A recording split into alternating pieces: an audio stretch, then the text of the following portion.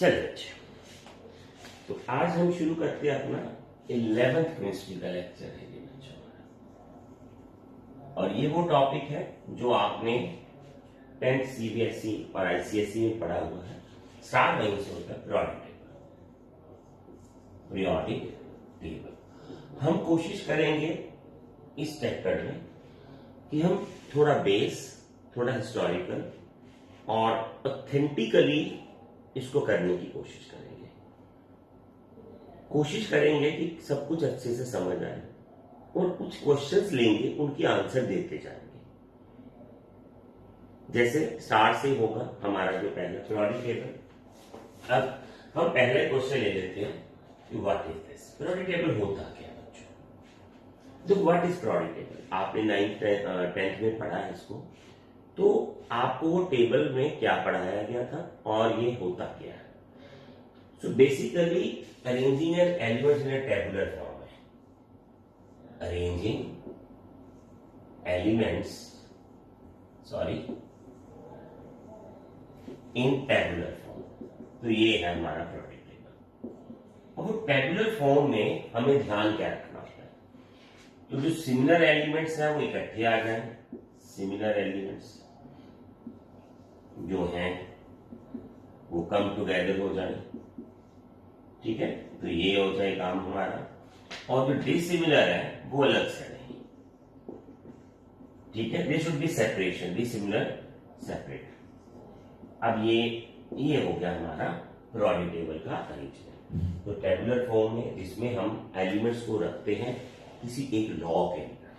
Tabular form under a certain law, under a certain law. आप बोलोगे sir ये क्या लिखा है, लॉ क्या होता है।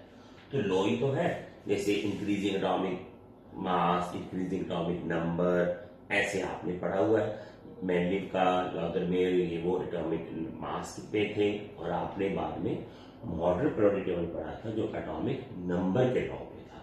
तो लॉ मीन्स, लॉ यहां होता है कि जो एक पर्टिकुलरली आपको एक आप ये बोल लीजिए कि एक वो फॉर्म है जो सारे एलिमेंट्स को अरेंज करने के लिए हमें इंस्पायर करती है कि आप अरेंजमेंट ऐसे करेंगे तो आपको सिमिलरिटीज मिल जाएगी आपको।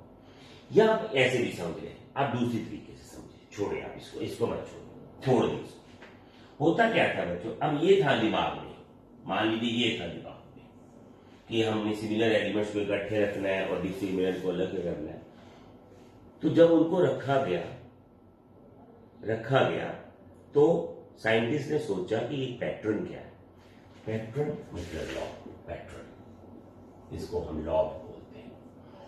तो ये पैटर्न क्या है, ऐसा क्या है कि मैं किसी को समझाऊं तो ये बन जाए कि yes, under this pattern, under this law, under this compulsion, these elements are arranging themselves in a similar properties and the dissimilar are getting away।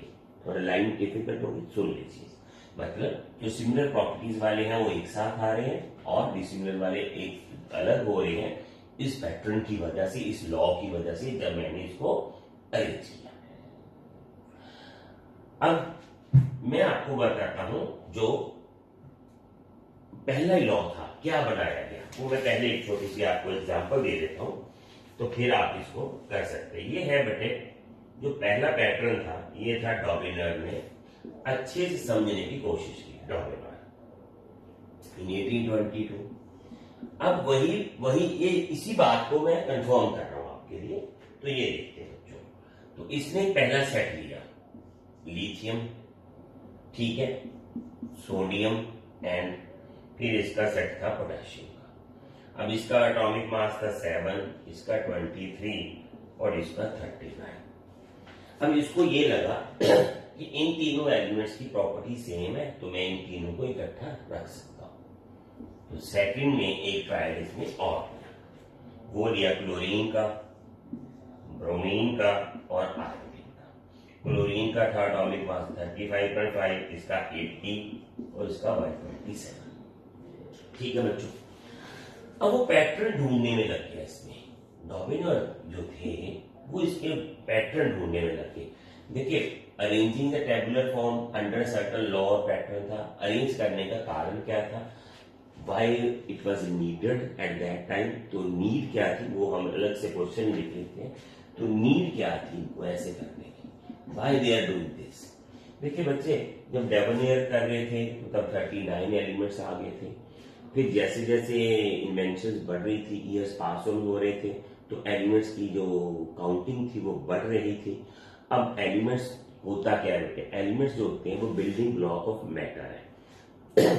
मतलब जैसे हम अलॉयज बनाते हैं या कुछ और बनाते हैं, कुछ भी स्ट्रक्चर तैयार करते हैं, मेटल्स यूज करते हैं या कोई एलिमेंट्स को यूज करते हैं, तो उसकी प्रॉपर्टीज की वजह से जो वो मैटर या जो प्रोडक्ट हमारे सामने आता है, जैसे स्टील है, अब स्टील में आयरन, मैग्नीज और समथिंग और डाला जाता है, तो उसकी प्रॉपर्टीज आती है नॉन रस्टिंग, नॉन मैग्नेटिक।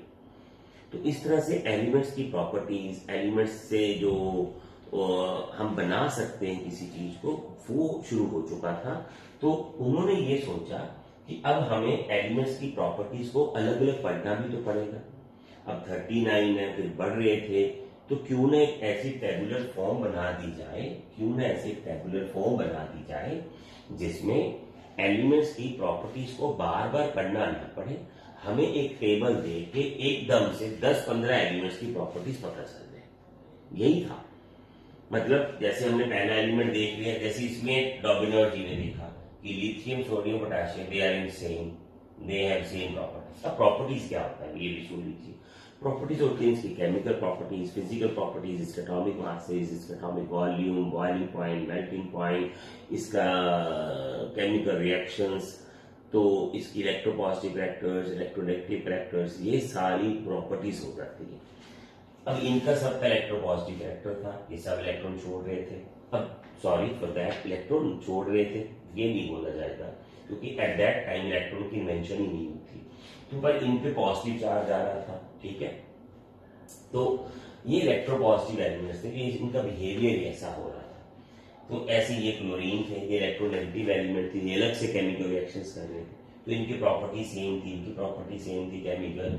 कुछ इनके जो ये वाले थे, इनके एटॉमिक वॉल्यूम में सिमिलरिटीज आ रही थी। तो ऐसी सिमिलरिटी वजह से, जैसे हमने इसको पढ़ा तो समझो ये भी सारे पढ़ लिए, इसको पढ़ लिया तो मतलब ये भी पढ़ेंगे। तो एक में 3 पढ़ रहे थे, मान लीजिए एट द डोमिनेट 36 एलिमेंट थे, तो आपको लगभग 12 या 10 पढ़ने पड़ेंगे। 36 नहीं पढ़ने पड़ेंगे एलिमेंट्स, मतलब 36 की आपको प्रॉपर्टीज 12 पढ़ने की पता चल जाएगी। तो इस तरह से कुछ नीड का हम आंसर दे रहे थे, तो हमें टेबुलर फॉर्म तब बनानी पड़ी, ठीक है। अब लेबोरेटरी ने जो पैटर्न लिखा वो आप भी देख लीजिए, ये देखिए। अब इसको आप देखते हो क्योंकि आपने पढ़ा हुआ, तो आप बोलोगे कि सर ये पैटर्न हो जाएगा बाय 2, ये 46/2 आ गया, तो ये 23 आ गया। तो इसका मतलब ये हुआ कि जो सिमिलर एलिमेंट्स होते हैं, जब आप उनको increasing order of atomic mass में अरेंज करते हो, तो 3 एलिमेंट में से जो मिडिल वाला एलिमेंट होगा वो एंड वाले जो एलिमेंट्स होंगे, फर्स्ट और लास्ट वाला, उनका अर्थमेटिक मीन होगा। उसका क्या होगा, वो अर्थमेटिक मीन होगा। ये समझ लगा आपको? तो ये पैटर्न है बच्चों। अभी उनको लगा कि हम ऐसे लिख सकते हैं, तो डॉबिनेट ने दिया था कि जो elements when you arrange, when the elements are arranged in increasing order of their atomic mass, ठीक है, their atomic mass, then the elements, the similar elements, या आप एलिमेंट्स बोलो in the group of 3, then तो जो आप उसको थोड़ा सा बदल के लिखते हैं, ये ऐसे नहीं था पैटर्न, तो कुछ और ही बनाया था थोड़े दिमाग में, है ना।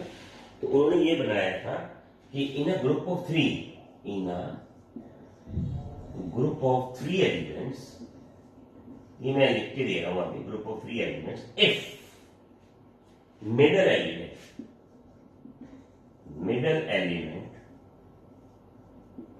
is am of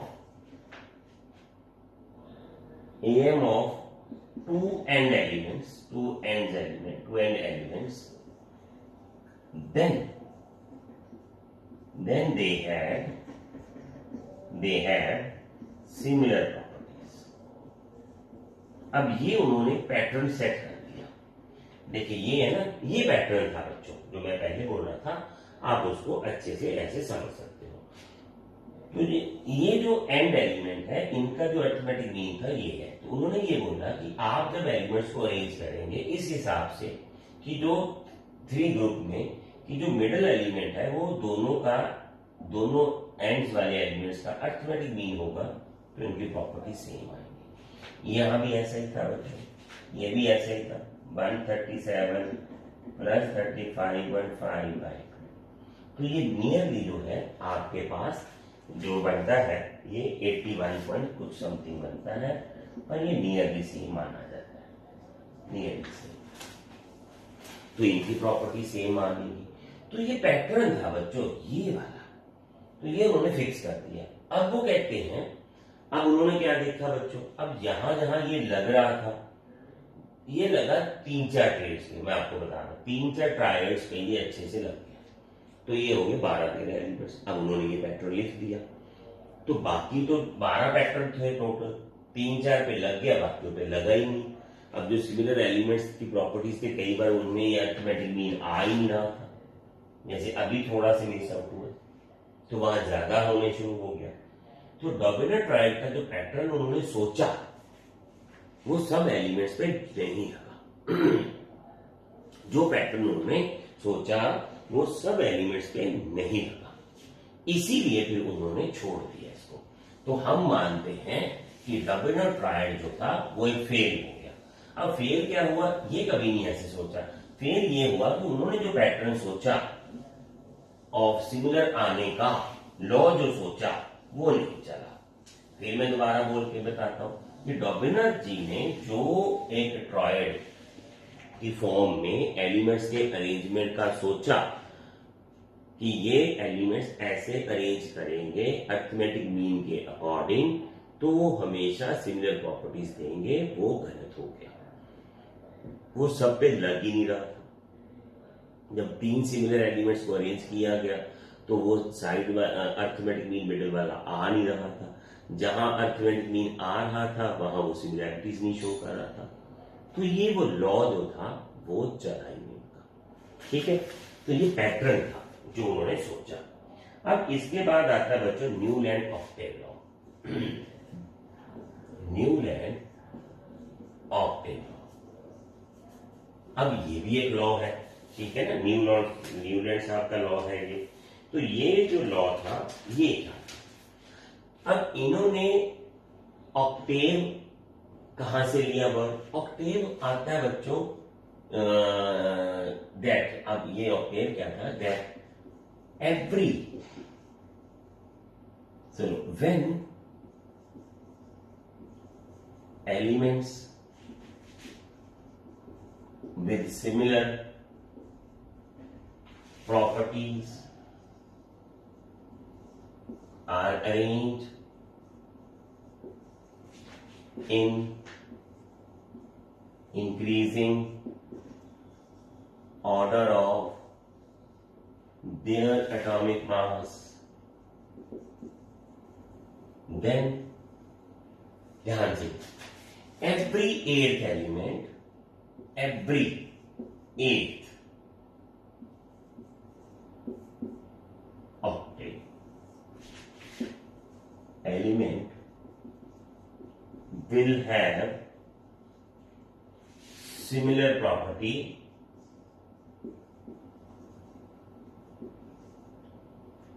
of first element। हर जो 8th एलिमेंट होगा उसकी प्रॉपर्टी पहले के साथ मैच करेगी जब उन्होंने अरेंज किया। When the elements with similar properties are arranged in increasing order of their atomic mass। अब ये भी तो पैटर्न है ना, आपको क्या करना है कि आपको अरेंज करना है एलिमेंट्स को increasing order of atomic mass. तो जो 8th एलिमेंट होगा उसकी प्रॉपर्टी जो है वो सिमिलर आएगी जो ये जैसे इन्होंने अरेंज किया, hydrogen, lithium, beryllium, boron, carbon, nitrogen and oxygen, and then fluorine, sodium, magnesium, silicon, aluminium, silicon, phosphorus, sulfur, then chlorine, potassium and then calcium. ये तो आ गया। अब इसके बाद क्या हुआ अभी बताता हूँ। यहाँ आता क्रिप्टॉन, ठीक है, और टेरिडियम, और ये आ गया मैग्नीज, ठीक है, और ये आ गया आयरन। इसके बाद आ रहे थे आपके कोबाल्ट और निकल। ये एक ही ग्रुप था, ये एक ही में रखा था इन्होंने। ये कॉपर, ये जिंक, वाई एलिमेंट, इनीडियम, और ये आर्सेनिक, सेलेनियम, ठीक है, ब्रोमीन, रुबिडियम, स्ट्रोंशियम, ये लेंथेराइड, सेलेनियम आगे इकट्ठे, और ये जेडार, और ये टीलियम, और ये अलग अलग दो एलिमेंट्स हैं। ये दो एलिमेंट्स हैं बच्चों। ये अलग से एक एलिमेंट आ गया, आर्यन, प्लेटिनम, ठीक है, एंड सो ऑन। चलो छोड़ देते। टोटल 56 के एलिमेंट्स बच्चों तब तक। इनके टाइम पे 56 एलिमेंट्स थे। मैं 56 अरेंज कर देता हूँ, चलो फायदा नहीं था। पर ही वॉज वेरी हैप्पी।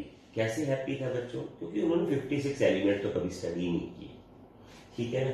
उन्होंने किए थे इतने स्टडी, तो ये लॉ लग भी इतनों पे रहा था। ये सिमिलर थे, first, second, third, fourth, fifth, six, seven and 8 same properties, ठीक है। अब फिर यहां से गिनेंगे तो 1, 2, 3, 4, 5, 6, 7 और 8 सेम प्रॉपर्टीज। इनकी भी सेम प्रॉपर्टी, ये सब सेम प्रॉपर्टीज थे, बट ये कैल्शियम तक ही चला था बच्चों, यहां तक बस। इसके आगे ये फ्लॉप था। एल्यूमिनियम, क्रोमियम कभी सेम नहीं थे, ठीक है। सिलिकॉन, टेरिडियम नहीं है, फॉस्फोरस, मैग्नीज सेम नहीं है, सल्फर और आयरन तो दूर दूर का रिश्ता ही नहीं है इनका। ये फ्लॉप हो गया था। आप बोलोगे तो फ्लॉप हो चुका था, पर दिया क्यों था? भाई उन्होंने पहले ये देखे 20, तो यहां लग रहा है, तो बाद में सबको अरेंज कर दिया उन्होंने। अब जब वो उन्होंने ये पैटर्न दे दिया, आप देखिए ये पैटर्न दिया उन्होंने, तो 20 पे तो लग रहा था कि आपने increasing order of atomic mass पे अरेंज किया, तो जो 8th एलिमेंट था सेम प्रॉपर्टीज वाला आ रहा था। ये यहां से गिन लो 1, 2, 3, 4, 5, 6, 7, 8 सेम प्रॉपर्टीज। इलेक्ट्रोपॉजिटिव है ये दोनों, वीक इलेक्ट्रोपॉजिटिव है, ये स्ट्रॉन्गली इलेक्ट्रोपॉजिटिव आते हैं। तो यहां तक ये सब कुछ ठीक था। आगे ये फ्लॉप हो गया क्रोमियम, कैल्शियम से आगे। यहां तो बिल्कुल ही फ्लॉप था, ये दो रख दिए एक साथ। अब इसका क्यों मतलब था पता ही नहीं। जो कोबाल्ट और निकल है वो क्लोरीन के साथ मैच ही नहीं करते, वो थोड़ा बहुत खुद के साथ तो मैच करते हैं, ठीक है, तो वो करते हैं। अब कॉपर और पोटेशियम कभी मैच नहीं करते हैं एक साथ, तो होता ही नहीं है, तो ठीक है। कैल्शियम और जिंक कहाँ मैच करते हैं, पर अब उनको तो रखना था, क्योंकि ये increasing order of atomic mass यही बनता था। तो ये दे दिया उन्होंने लॉ पैटर्न को, 20 पे लगा, बाकी लगा नहीं। पर ऑक्टेव का मतलब क्या? उन्होंने ये कहां से निकाला? ये सरगम था, सा, रे, गा, मा, पा, धा, नी, सा, ये फिर सा आ जाता है। ये है ऑक्टेव। ऑक्टेव मतलब म्यूजिकल। तो उनको म्यूजिकल के जो 7 सुर थे, वहां से लगा कि जब 7 के बाद 8वां आता है वो सेम होगा सा, ठीक है, तो वो सेम था म्यूजिकल में। तो उन्होंने ये देखा कि शायद ये सारे जो एलिमेंट्स है वो लॉ माने। अब वो 20 तक तो मान गए, 40 तक, अब उसके बाद तो उन्होंने माना भी नहीं। But he was still of Newland was confirm to that कि आई एम राइट। पर वो बोले कि ये अच्छा, ये समझाओगे दो इकट्ठे क्यों रख दे, इनका तो इनके साथ मैच ही नहीं है, then there is a flaw. तो न्यूलैंड ऑक्टेव लॉ को ऐसे छोड़ दिया गया था, because it was only for the 20 elements. तो 56 तो उनके टाइम पे थे, बाकी 36 पे तो लगा भी नहीं है, तो उन्होंने उसको भी छोड़ दिया। ये पैटर्न पूरा फॉलो नहीं हो रहा, ठीक है। अब देखिए फिर वही जिद आ रही थी कि हमें टेबुलर फॉर्म में अरेंज करना है एलिमेंट्स को। अब मैं आपको ये बताता हूं, ये आप बोलोगे कि ये कहां से आया। देखिए शुरू में एलिमेंट थे 10, 15, 20, 30, चलिए, तो एक प्रोडक्ट टेबल है अपना, उसको डिस्कशन में लेते हैं। तो प्रोडक्ट टेबल ये 11th केमिस्ट्री का लेक्चर चल रहा है, प्रोडक्ट टेबल का हमारा काम चल रहा है, जिसमें हमने न्यूलैंड का प्रोडक्ट टेबल को डिस्कशन में ले लिया है, डॉबिनर को कर लिया है, आज हम लॉदरमेयर को भी लेते हैं। तो एक एक करके किया है, इनको 3 सेपरेट लेक्चर में डाल दिया जाएगा आपके लिए। पहले में डॉबिनर और न्यूलैंड है, दूसरे में लॉदरमेयर पे कंसंट्रेशन आएगी, पूरी प्रॉपर भी वहां कंसंट्रेट करेंगे, और उसके बाद आएगा आपके लिए वो क्या कहते हैं मैंडी प्रोडक्ट टेबल। तो आप अच्छे से तीनों लेक्चर्स को देखें, आपको पूरा सिस्टमेटिकली इनका पूरा हिस्टोरिकली सिस्टम समझ आएगा। बाद में फिर नेक्स्ट लेक्चर में हम वाटर प्रोडक्टिविटी करेंगे। तो लॉदरमेयर, अब लॉदरमेयर क्या था बच्चों, हमने पीछे न्यूलैंड के प्रोडक्ट अब इससे पैटर्न, ठीक है, तो हम ये ऐसे बोलेंगे। तो लॉदरमेयर जैसे अब हर साइंटिस्ट ये ढूंढने में लग गया था कि पैटर्न क्या है एटॉमिक प्रॉपर्टीज की सिमिलरिटीज का। अब उनको प्रॉपर्टीज की सिमिलरिटीज तो समझ आ चुकी थी कि वो तो सिमिलरिटीज हैं। अब वो हर साइंटिस्ट उनका पैटर्न ढूंढने में लग गया अपने अपने वे में। अब हर एक साइंटिस्ट जो है वो इनोवेटिव आइडियाज नहीं लगाते हैं। तो लॉदरमेयर साहब ने भी एक आइडिया लगाया। अब लॉदरमेयर साहब ने क्या किया, ही सिलेक्टेड द फिजिकल प्रॉपर्टी, ठीक है, कुछ फिजिकल प्रॉपर्टीज को ले लिया उन्होंने, जैसे उनकी मेल्टिंग पॉइंट, बॉइलिंग पॉइंट, ऐसी कुछ चीजों को उन्होंने ले लिया जिसपे उन्होंने काम किया। और काम करते करते उनको एक छोटा सा रिलेशन मिलने लग गया कि एटॉमिक जो मास है उसके हिसाब से प्रॉपर्टीज में कुछ अजीब सा बदलाव आता रहता है, कुछ कैसे आता रहता है वो उन्होंने देखना शुरू किया। अब उन्होंने फिजिकल प्रॉपर्टीज में एटॉमिक वॉल्यूम को सेट कर लिया, एटॉमिक वॉल्यूम। अब atomic volume versus atomic mass देखना शुरू किया उन्होंने। तो उनको एक अच्छे से बात समझ आई पैटर्न में कि जो एटॉमिक मास है it plays bigger role in atomic volume of the element का एटॉमिक वॉल्यूम जो है उसके एटॉमिक मास से काफी कुछ जो है वेरिएशन में जाता है, और उससे कुछ वेरिएशंस आती हैं एटॉमिक मास की वजह से। तो एटॉमिक वॉल्यूम को उन्होंने प्रॉपर्टीज में स्टडी करना शुरू कर दिया। अब शुरू कर दिया बच्चों, तो शुरू करते करते ये पहुंच गए यहाँ पे, एक ग्राफ प्लॉट कर दिया उन्होंने। अब ग्राफ जब उन्होंने प्लॉट किया लॉदरमेयर साहब ने, तो वहां से कुछ फाइंडिंग आई जिनको उन्होंने अपना रिलेशन बना दिया। अब ये आ गया तो ये ग्राफ हम ड्रॉ कर लेते हैं, ये वाले ऐसे।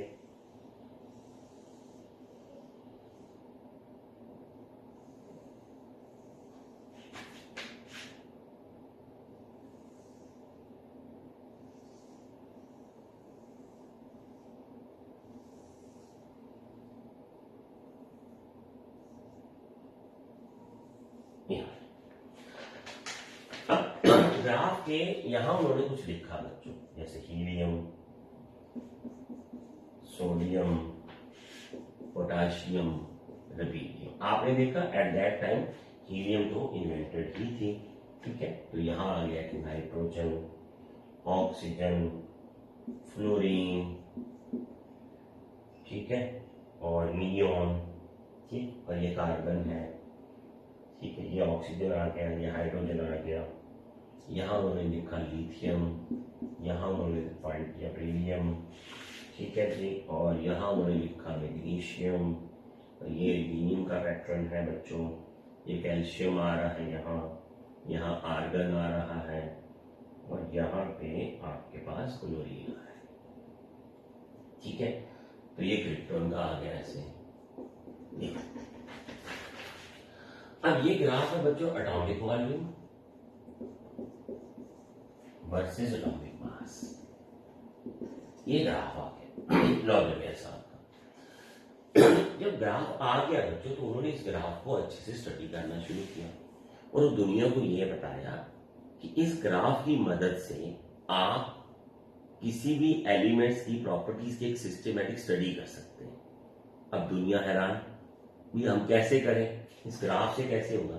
तो वो कहते थे मेरी फाइंडिंग है ग्राफ। अब ग्राफ को देखते रहे, देखते देखते उनको लगा कि जैसे ये इलेक्ट्रो पॉजिटिव एलिमेंट्स है बहुत सारे, तो ये लगभग पीक्स पे ही आते हैं, तो उन्होंने ये पैटर्न बनाया कि जो मोस्ट इलेक्ट्रोपॉजिटिव एलिमेंट है, अब इनकी प्रॉपर्टीज को तो स्टडी किया गया था ना, केमिकल को भी बाद में और फिजिकल को भी, सब कुछ ही। तो मोस्ट इलेक्ट्रोपॉजिटिव एलिमेंट तो पता ही था इनको, ये है, कम्स ऑन द पीक। तो ये बोला कि जो बहुत सारे इलेक्ट्रोपॉजिटिव एलिमेंट्स वो पीक पे ही आते हैं, जैसे सोडियम है, पोटेशियम है, डीडीएम है, ऐसे सीजियम भी कहीं आएगा पीक में। तो इतने तो मैंने लगाए दी हैं, तो क्या गया टाइम 60-70 एलिमेंट्स थे, तो वो सारे लिखे नहीं गए वहां से। तो ये एक उनका पैटर्न था। अब सेकंड में उन्होंने क्या लिखा, वो कहते हैं कि जैसे ये पीक चढ़नी है आपको, ये वाले ऐसे, तो जो इलेक्ट्रोनेगेटिव एलिमेंट्स हैं वो आते हैं उसकी असेंडिंग की तरफ, जैसे पीक चढ़ने लगे हैं। तो इलेक्ट्रोनेगेटिव जो एलिमेंट है, इलेक्ट्रोनेगेटिव जो एलिमेंट्स हैं, ठीक है, they come on ascending side of peak, मतलब पीक पे चढ़ने से पहले आते हैं। तो डिसेंडिंग में क्या आते हैं, मैग्नीशियम आ रहा है, कैल्शियम आ रहा है, ठीक है, इस तरह से बेरिलियम भी यही होगा, ये पढ़ा, ये डिसेंडिंग नहीं माना जाएगा, ये रहा बेरिलियम। तो ये कौन से होते हैं, जो मैग्नीशियम, कैल्शियम, बेरिलियम है, ये लेस इलेक्ट्रोपॉजिटिव एलिमेंट है। तो लेस इलेक्ट्रोपॉजिटिव एलिमेंट, इलेक्ट्रोपॉजिटिव जो एलिमेंट्स हैं, they come on descending side of peak, graph के ऊपर है। तो यहां से उन्होंने ये बोला कि आप ये देख लीजिए कि the elements with similar properties जो हैं, दे occupy the similar type of position in the graph. तो ये उनका पैटर्न था, the elements with similar properties occupies same position in the graph। तो यहां से इन्होंने अपनी ये पैटर्न दे दिया, and which depend upon their atomic मास, ठीक है, विच depend upon their atomic mass, which depends upon their atomic मास, मतलब जिसका एटॉमिक मास कम है वो पहले आएगा उसी पोजीशन पे, और जिसका एटॉमिक मास ज्यादा वो बाद में, जैसे फ्लोरीन और क्लोरीन, सोडियम और पोटेशियम। तो सोडियम का मास कम है, पोटेशियम का ज्यादा है, तो वो आगे आता है, ग्राफ के आगे आता है। तो ये था उनका पैटर्न बच्चों। अब इस पैटर्न की वजह से वो ग्राफ जो एलिमेंट्स की जो आप समझ लीजिए प्रॉपर्टीज को देखने में एनालिसिस करते हैं। अब ग्राफ पे बहुत सारी जो पोजीशन की मार्किंग थी वो इतने अच्छे से नहीं हो पाती थी, तो एक सिस्टमेटिक वे बन ही नहीं पा रहा था लॉगर वे से। ये जरूर है कि इन्होंने न्यूलैंड से या मैडलिक से या डेपोनियर से अलग से हटके एक यूज किया। इसी तरह से एक सिलेंड्रिकल भी बना था, तो जैसे वो ग्राफ बनाया गया था ऐसे, मान लीजिए ये सिलेंड्रिकल बन रहा है, ये अपने पास ऐसे ऐसे ऐसे, ये भी कोई एक ने बनाया कि ये जो ऐसे सेम पे आएगा उस तरफ आएगा, जैसे ये सिलेंडर हो तो इस तरफ सेम प्रॉपर्टीज के आएंगे, फिर यहाँ सेम प्रॉपर्टी के नहीं, मतलब एक सर्कुलर प्रोडक्ट टेबल तैयार कर दिया। तो ऐसे बहुत सारे काम हुआ था प्रोडक्ट टेबल पे, तो उनमें से एक ये भी था, ये फाइंडिंग थी। यहां से तीनों से उन्होंने पैटर्न ढूंढा, तो वो पैटर्न को मैंने लिख के दिया कि जैसे पोटेशियम ये पीक पे ही आ रहा है, पीक वाली पोजीशन जो है electropositive element, most electropositive element कौन से होते हैं, जो अपना इलेक्ट्रॉन जल्दी छोड़ देते हैं। अब बोलोगे तब तो इलेक्ट्रॉन था भी नहीं, हाँ वो तो था इलेक्ट्रॉन, वो तो आज हम बात करते हैं, तब उनकी पॉजिटिव चार्ज आता था तो उसी पे काम, क्योंकि आपको भूलना नहीं चाहिए तब तक फैराडे लॉ आ चुका था, इलेक्ट्रोलाइसिस का था वो, आपने वो पढ़ा हुआ है, वैलेंसीज इक्विवेलेंट वेट्स निकल चुके थे, इलेक्ट्रोप्लेटिंग स्टार्ट हो चुकी थी।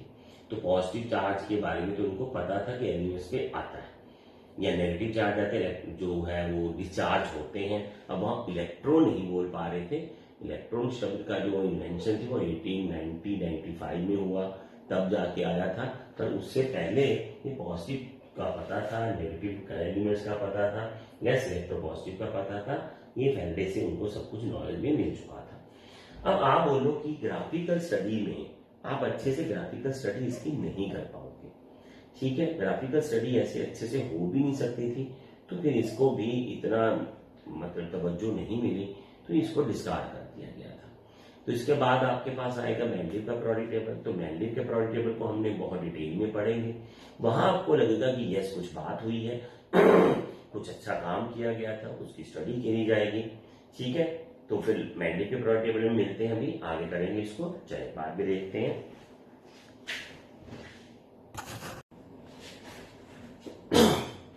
चलिए अब आगे करते हैं आज हम, ये है हमारा मैंडलिव प्रोडी टेबल। अभी किसी वजह से पहले बना हुआ है क्योंकि वो लेक्चर का सिस्टम था।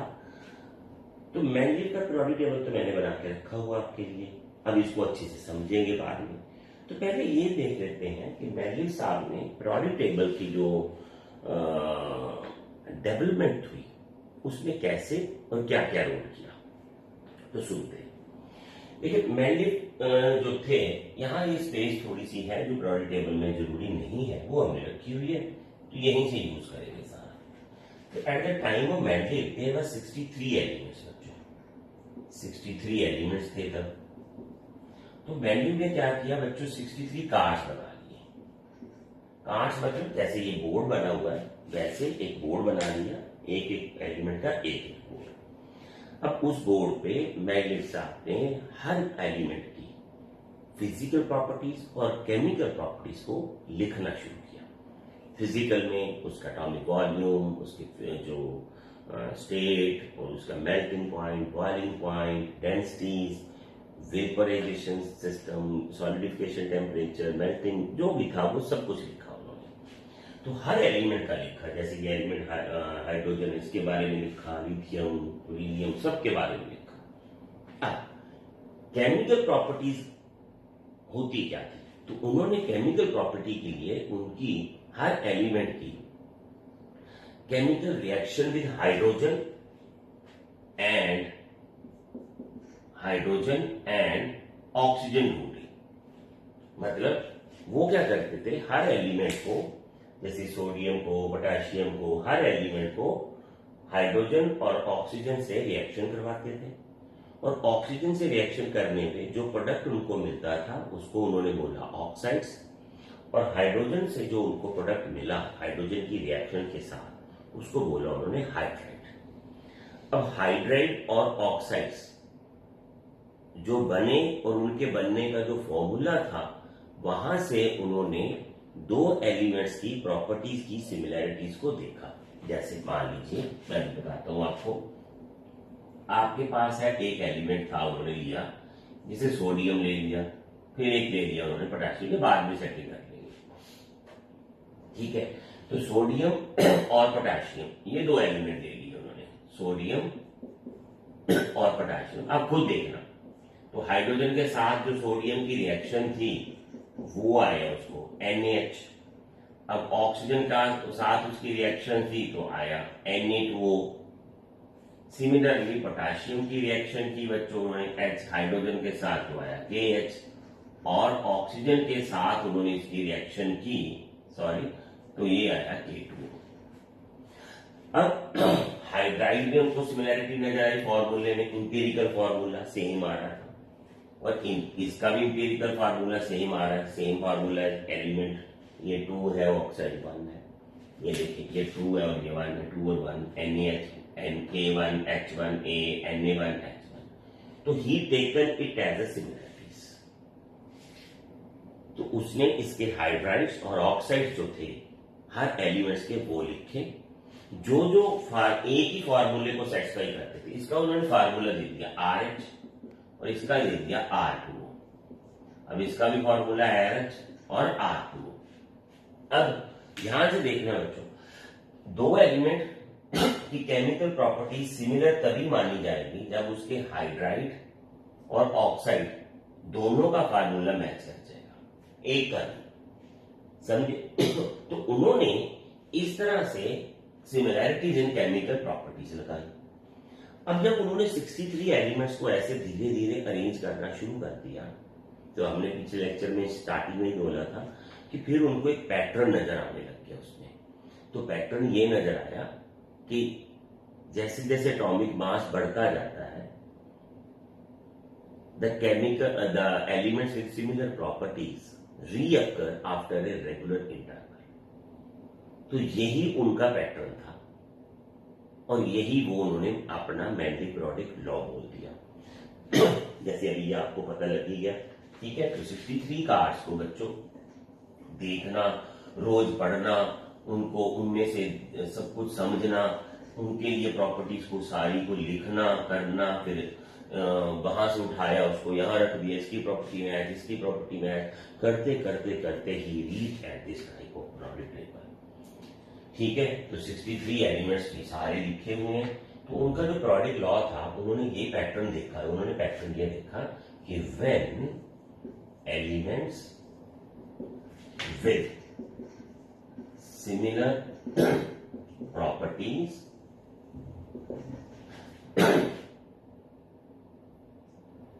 ठीक है, when the elements with increasing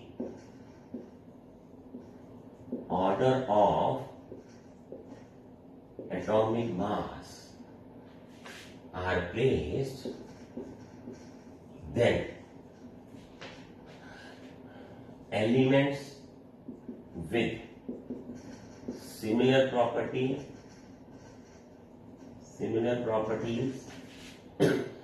रीअकर, दोबारा आ जाते थे, recur after a regular interval, after a regular interval.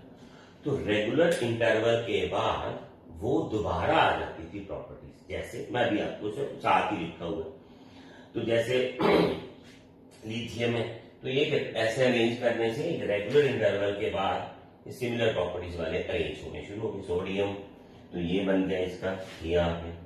इस तरह से उन्होंने एक टेबल की फॉर्मेशन की और जो सिमिलर प्रॉपर्टीज वाले एलिमेंट थे बच्चों, उनको एक ग्रुप में रखा और हर ग्रुप को 2 स्टेजेस में बांटा, A and B, A and B, A and B. अब ये सब एटॉमिक मास के इंक्रीजिंग जो है वहां से अरेंज किया हुआ था।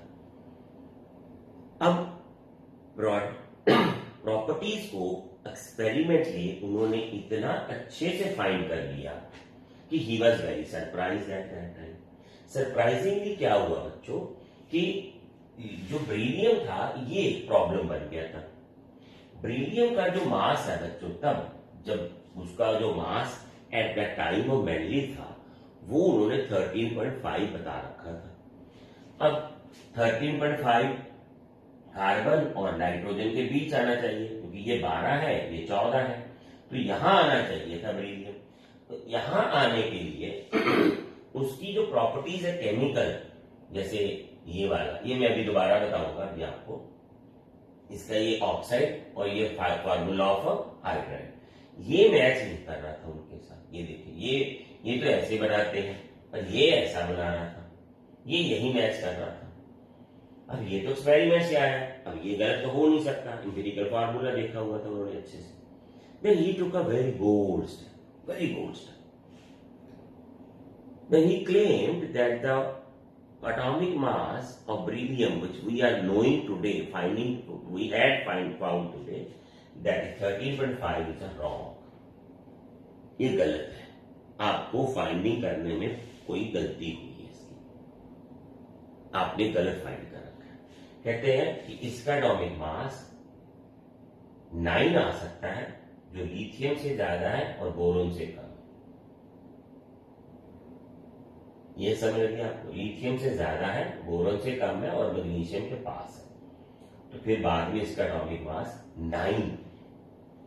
9 मिला। जब उसको रीफाइंड किया तो then they claim that Mendeleev was right. अब देखिए, मेंडली ने करेक्शन ऑफ एटॉमिक मास की विदाउट एटॉमिक मास को फाइंड किए on the basis of the properties. तो मेंडली साहब ने जो पीरियोडिक टेबल बनाया, यहां छोटी डिस्कशन कर ले।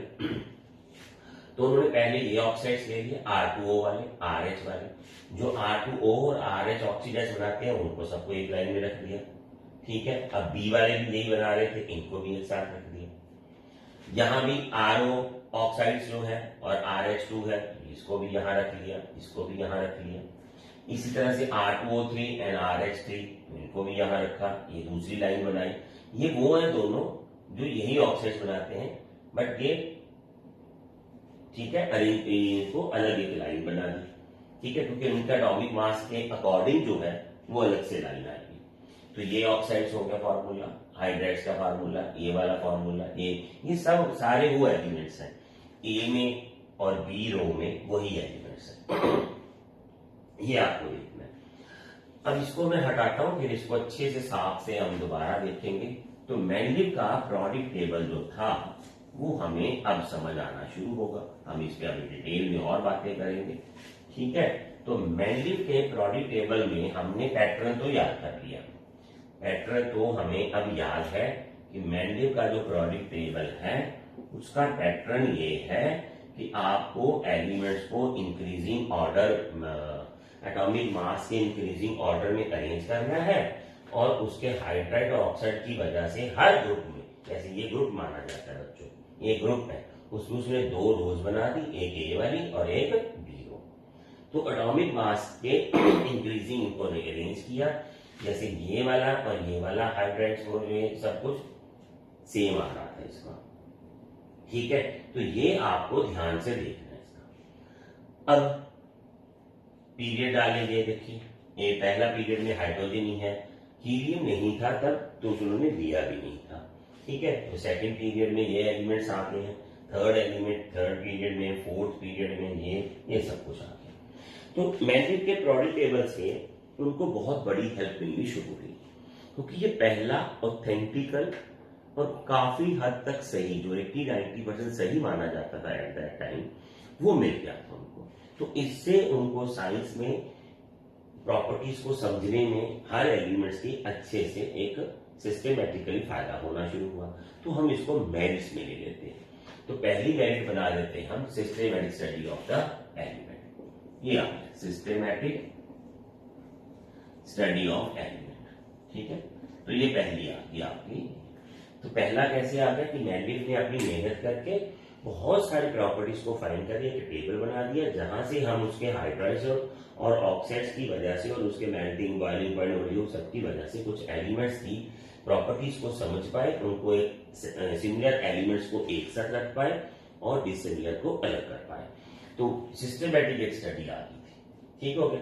तो जो ये पहला एक इसका मेंडलीव का मेरिट है, ये फायदा हुआ उनको, ये आ गया। ये तो आप लिख लोगे, जो मैंने बोला वो नोट्स है वो आप लिख लेना और वही आपको पेपर में लिखना है।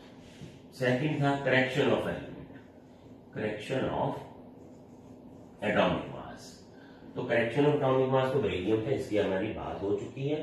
बेरिलियम की जो प्रॉपर्टीज थी वो मोर मैचिंग थी लिथियम, बोरॉन और मैग्नीशियम के ट्राइड के पास, तो उन्होंने यहां प्लेस कर दिया। वेरी बोल्ड स्टेप था, हो सकता है वो गलत हो जाते पर वो बाद में सही निकले, पर वो कार्बन और नाइट्रोजन के बीच में नहीं सेटल आ रहे थे। अब उसको तो उन्होंने प्रॉपर्टीज लिखी हुई थी सामने, कार्डबोर्ड पे लगा रखे थे, तो उन्होंने सिस्टमेटिकली उसको जब अरेंज किया तो उनकी properties more and more matchingly destroyed थी। तो फिर उन्होंने इस बात को माना कि ये ऐसे नहीं हो सकता, ठीक है। तो ये इसको रख दिया, तो करेक्शन ऑफ एटॉमिक मास आ चुका था, ठीक है। अब बहुत अच्छा पॉइंट है बच्चों, ये आ गया पॉइंट जहां मैंने बात करनी थी prediction of new element, prediction of new element, ये अच्छी बात थी। अब देखिए बच्चों, ये मैंने पहले बना रखा था, ये जो मैंने सर्कल डाल रखे हैं ये वाले, ये खाली स्पेस यहाँ, ये तो ऊपर नाम लिखा है ना, ये नाम बाद में आए, तो ये 3-4 एलिमेंट ऐसे थे, या ये आ गया, ये आ गया, ऐसे थे, सारे तो मैंने लिखे भी थे, हम यहाँ कंसंट्रेट कर रहे थे। तो मेंडलीव साहब ने ये देखा, जैसे ये पूरा ब्लॉक उन्होंने छोड़ दिया था, उन्होंने देखा कि यहाँ 2 एलिमेंट ऐसे आएंगे जिनकी प्रॉपर्टीज इनके इनके इनके इनके साथ मैच करेगी, ये बनेगा सिस्टम, ये सारा इधर पास पास मैच करेगी। पर अभी नहीं है, कहते मेरे को तो नहीं, मेरे पास अभी इनकी कोई इन्वेंशन नहीं आई है, मेरे पास तो 63 एलिमेंट्स है, बट इन फ्यूचर आप जब भी ये एलिमेंट्स आपको इन फ्यूचर आपको इन्वेंशन में मिलेंगे, तो ये थी प्रेडिक्शन ऑफ न्यू एलिमेंट। उन्होंने क्या क्या प्रेडिक्ट कर दिया, ये देखिए आपने प्रेडिक्शन में देखा नहीं, चले ऊपर चलते ये आ गया। अब ये जो नए दो एलिमेंट्स, ये तीन एलिमेंट्स आएंगे, उनके ऑक्साइड्स ऐसे होंगे, हाइड्राइड ऐसे होंगे, ऑक्साइड्स ऐसे होंगे, हाइड्राइड ऐसे होंगे। ये प्रेडिक्शन है बहुत बड़ी।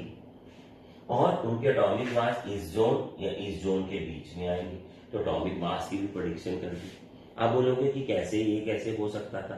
तो ऐसे ये था कि देयर वाज अ गैप। अब देखिए मेंडलीव साहब ने ये कहा था कि as we arrange the elements in increasing order of their atomic mass, तो फिर elements with similar property recur करता था दोबारा, जैसे सोडियम के बाद पोटेशियम आ गया रेगुलर इंटरवल के बाद। बट उन्होंने ये किया, देखो उनका खुद का बनाया पैटर्न था, पर उन्होंने ये कहा कि ये तो मैंने पैटर्न दिया आपको, इसका मतलब ये नहीं है कि इसके साथ ही मैं वो कहते हैं कि एक जिद के साथ आप सारे एलिमेंट को पीरियोडिक टेबल में एक रेगुलर इंटरवल के लिए मैं वहीं ठूसता जाऊंगा।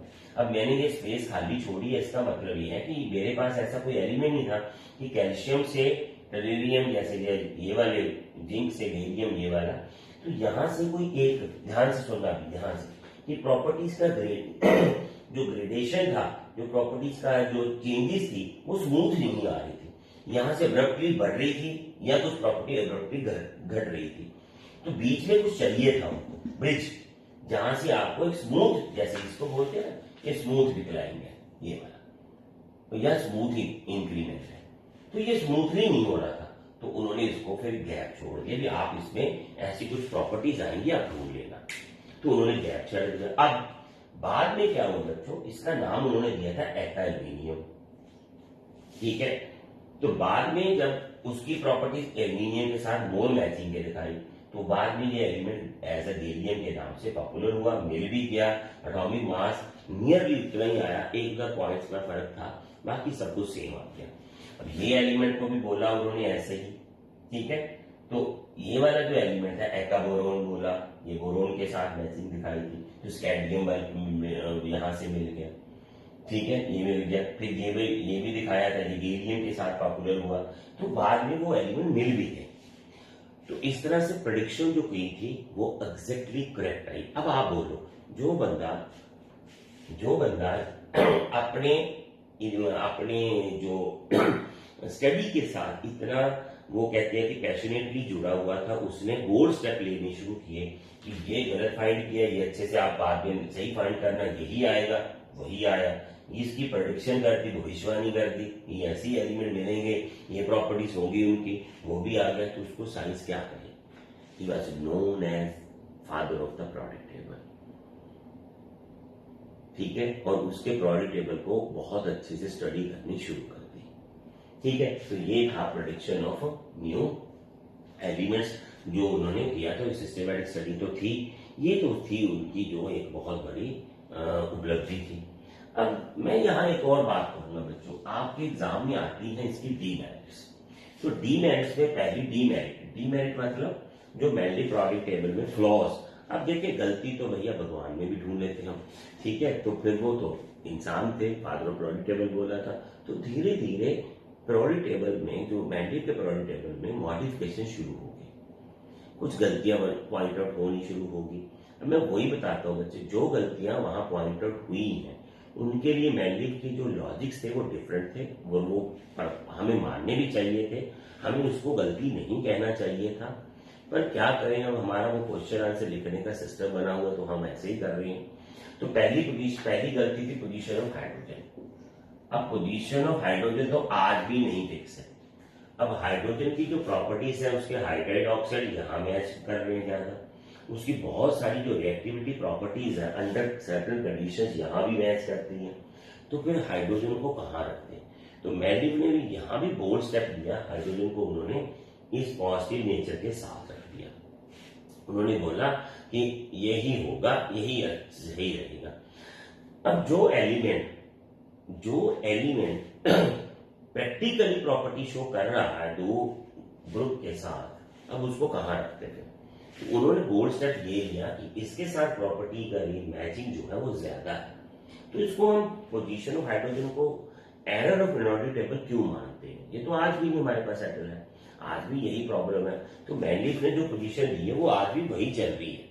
अब समझे बात, अभी भी वही चल रही है। तो गलती तो नहीं मानेंगे, पर आप एग्जाम में लिखना तो आपने ऐसे ही लिखना है कि position of hydrogen is not satisfied by the periodic table of the Mendeleev. Second जो उनकी गलती आई थी वो क्या था, अब ये हमें देखना है बच्चों, आइसोटोप की पोजीशन। अब मैंडलिफ साहब ने पीरियोडिक टेबल बनाया एटॉमिक मास की वजह से। अब आइसोटोप में जैसे कार्बन है बच्चों, तो कार्बन में C12 C14 होते हैं, इसका एटॉमिक मास 14 है, इसका एटॉमिक मास 12 है। इसी तरह से नाइट्रोजन के 14 और 15 होते हैं, ऑक्सीजन के होते हैं, हाइड्रोजन के आइसोटोप्स हैं। तो बहुत सारे एलिमेंट्स के आइसोटोप्स हैं जिनके एटॉमिक मास अपने पेरेंट एलिमेंट से डिफरेंट है। अब यहां मैं एक बात और करूंगा, आप बोलोगे हर बात में आप ऐसी बात कर रहे हो, एग्जाम में क्यों लिखेंगे क्या, ये तो आप लिख देना, ऐसे इतना लिख देना कि due to there is no placement of the isotope is given in the Mendeleev periodic table, so this is taken as a flaw, separate position नहीं थी। अब ये 12 और 14 एलिमेंट डिफरेंट है, पर यहाँ मैंडलिफ ने लॉजिक भी दिया था, वो लॉजिक छुपा लिया गया। इसके लिए आइसोटोप के लिए इसको एरर बना दिया गया। ठीक है, ये तो डिस्कशन के लिए आप उतना लिख देना जितना मैंने पहले लिखा। तो भैया कार्बन की और इनकी जो प्रॉपर्टीज थी वो 90% तो मिलती हैं। तो वो कहता कि ये तो कार्बन के ही है ना, तो ये अलग से एलिमेंट थोड़ी माने जाएंगे। जब इनका नेम ही कार्बन है, इनकी केमिकल प्रॉपर्टीज और उनमें सिमिलैरिटीज इतनी आ रही हैं, तो मैं इनको अलग एलिमेंट क्यों मानूं। मैंने इनमें से एक एलिमेंट ले लिया कार्बन, वो रख दिया यहाँ, ठीक है ना। तो ये सब सिमिलर एलिमेंट्स हैं, तो इसको भी डिफेक्ट नहीं माना जाना चाहिए। तो वो लॉजिक भी दिया था उन्होंने कि मैंने ऐसा क्यों किया कि आइसोटोप को मैं क्यों ऐसे ले लूं अलग से, जब उनकी प्रॉपर्टीज अपने पेरेंट एलिमेंट से इतनी मैच ही कर रही हैं, तो फिर मैं ऐसे क्यों करूं। तो ये भी एक एरर हम नहीं मानना चाहिए, बट एरर मानते हैं। एक एरर था एनॉर्मस पेयर। अब ये देखते हैं एनॉर्मस पेयर में क्या हुआ कि कुछ एलिमेंट्स जो मैंडलिफ पीरियोडिक टेबल में रखे। अब आप बच्चों सोचो कि आप कोई चीज बना रहे हो, आप खुद ही उस चीज को जो बना रहे हो, जैसे अरेंजमेंट इन पीरियोडिक टेबल कर रहे थे एटॉमिक मास की वजह से, प्रॉपर्टीज का ऐसा एक सिस्टम पैटर्न। तो मैंडलिफ ने क्या किया, एक छोटी सी बात कर दी उसने। तो वो ऐसा किया कि जैसे कोबाल्ट था, इसका एटॉमिक मास है 58.93, निकल का एटॉमिक मास है 58.71। तो इसको आगे रख दिया, इसको पीछे रख दिया, ठीक है। इसी तरह से ये टेलुरियम था 126.716 और 126.9। तो यहां से वो प्रॉब्लम शुरू हुई। वो कहते हैं कि आपने बोला था कि आप increasing order of atomic mass रखेंगे, तो ये फिर आगे क्यों आया, ये पीछे क्यों आया। तो मैंडलिफ का इसके लिए लॉजिक यही था कि इसकी प्रॉपर्टी का ग्रेडेशन आयरन, कोबाल्ट और निकल ही ऐसा बनता है, यहां जो मैं पैटर्न सोच रहा हूं वो लग ही नहीं रहा है। तो फिर मैं क्या करूं कहते, तो उन्होंने प्रॉपर्टीज के साथ जाना अच्छा समझा एज कंपेयर टू जिद ऑफ अपने पैटर्न के, कि नहीं मैं निकल आगे रख देता हूँ, कोबाल्ट पीछे रख देता हूँ। तो वो कहते कि ऐसा मैं कर नहीं पाया क्योंकि प्रॉपर्टीज की ग्रेडेशन ही ऐसी थी। तो उसकी वजह से यहाँ जो मेरे को पैटर्न था वो गलत आ गया। ये उन्होंने बता भी दिया था, बाद में भी हमने इसको अनॉर्मस पेयर बोल दिया। अनॉर्मस पेयर में क्या मतलब क्या होता है कि there is arrangement in atomic periodic table where the element with greater atomic mass comes before the element with the lesser atomic mass, ठीक है। but that was placed by the Mendeleev for the sake of the properties, तो properties की वजह से उसको वहां रखा था। चले अब मैं आपको एक और बात बता दूं, आपकी कुछ टेक्स्ट बुक्स में ये अनॉर्मस पेयर के एग्जाम्पल पोटेशियम और आर्गन से भी ली जाती है। तो मेरे को तो यही नॉलेज है कि आर्गन तब इन्वेंटेड ही नहीं थी जब मैंडलिफ का पीरियोडिक टेबल बना था, वो तो बाद में आई थी ना। तो बाद में आने की वजह से हम उसका मैंडलिफ पीरियोडिक टेबल के साथ उसको एरर नहीं मान पाएंगे। तो मैं इसलिए कभी उसकी एग्जाम्पल नहीं देता हूँ। ये कब इन्वेंटेड थे तो मैंने इसकी एग्जाम्पल आपको ऐसे दे दी है, ठीक है। अब आ गया एनॉर्मस पेयर, ये आ गया। अब ये मैं डाउट मानू, ये ड्रॉबैक मानता हूं एक जो मैं अभी लिखने वाला हूं। मैंने साहब में कुछ जो सिमिलर एलिमेंट्स थे बच्चों, सिमिलर एलिमेंट्स, उनको तो सेपरेट कर दिया और डिसिमिलर को इकट्ठा कर दिया कुछ किस जगह पे। अब ये क्यों किया, ये कैसे हो गया, ये मेरे को भी नहीं पता लगा अभी तक उनका ये लॉजिक। बाकी लॉजिक्स तो मैंने बताया है। जैसे कॉपर और आर्सेनिक इतने मैच नहीं करते हैं प्रॉपर्टीज वाइज, जब उनकी पूरी प्रॉपर्टीज को देखा गया। Copper is more matching with this mercury, but copper and mercury are placed very far away. ठीक है, तो इससे सिमिलर एलिमेंट्स डिफरेंट हो सेपरेट हो चुके हैं, और जो डिसिमिलर है वो काफी सारे पास हो गए। इसी तरह से जो ये गोल्ड है AU और प्लेटिनम जो है वो मैच करता है अपनी प्रॉपर्टीज के साथ। ठीक है, तो ये प्रॉपर्टीज में ये नहीं आया था। ठीक है, तो ये भी काफी सेपरेटली प्लेस कर चुके हैं। तो सिमिलर एलिमेंट्स को काफी सेपरेटली रख दिया गया और डिसिमिलर को काफी पास रख दिया गया। ये एरर हो गया था मेंडलीव से, जब उन्होंने 63 कार्ड्स को देखते देखते कुछ एरर हो भी गए। ठीक है, क्योंकि उन्होंने उतनी प्रॉपर्टीज की, कुछ प्रॉपर्टीज पे इतना काम ही नहीं किया था, कुछ प्रॉपर्टीज पे काम किया तो उसी से जो सिमिलरिटी कर दिया, और बाकी पूरी प्रॉपर्टीज की इनकी मैचिंग हो नहीं पाई। तो ये मैं डिफेक्ट मानता हूं मेंडलीव का प्रोडक्ट टेबल। चले, मेंडलीव के प्रोडक्ट टेबल में हुआ क्या, एक और डिफेक्ट माना जाता है कि नो प्लेसमेंट ऑफ द जो नोबल गैसेस है, बट उसका इसमें नहीं डिफेक्ट माना जाएगा, क्योंकि मेंडलीव के प्रोडक्ट टेबल देने के बाद नोबल गैसेस इन्वेंट हुई, तो नोबल गैसेस को फिर यहां रखा गया आगे, तो उसका नाम दिया गया, जो ग्रुप 1 है उसका नाम दिया गया ग्रुप 0। यहां ग्रुप 0 बना दिया गया, यहां ग्रुप 0। अब वो ग्रुप 0 जो था वो मेंडलीव के प्रोडक्ट टेबल की सिमिलैरिटीज को खराब नहीं कर रहा था, जैसे वो न्यूलैंड में तो हो गया था, तो यहां वो खराब नहीं कर रहा था, पर पैटर्न जरूर अलग हो रहा था। जैसे ये पोटेशियम, इसके आगे आर्गन आ गया, अब वो बन गया। ठीक है, इसका एटॉमिक मास और है और इसका एटॉमिक मास जो है वो ज्यादा है, इसका एटॉमिक मास कम है, तो ये आगे पीछे आ गए।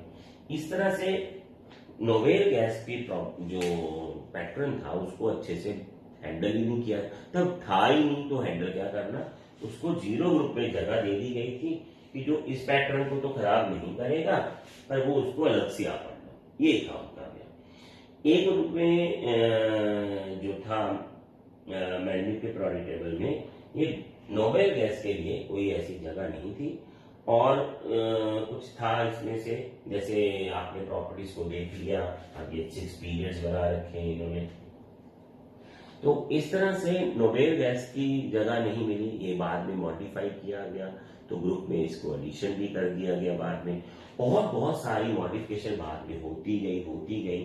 तो 1917 में मॉजले ने फाइंड किया कि मेंडलीव का जो पैटर्न था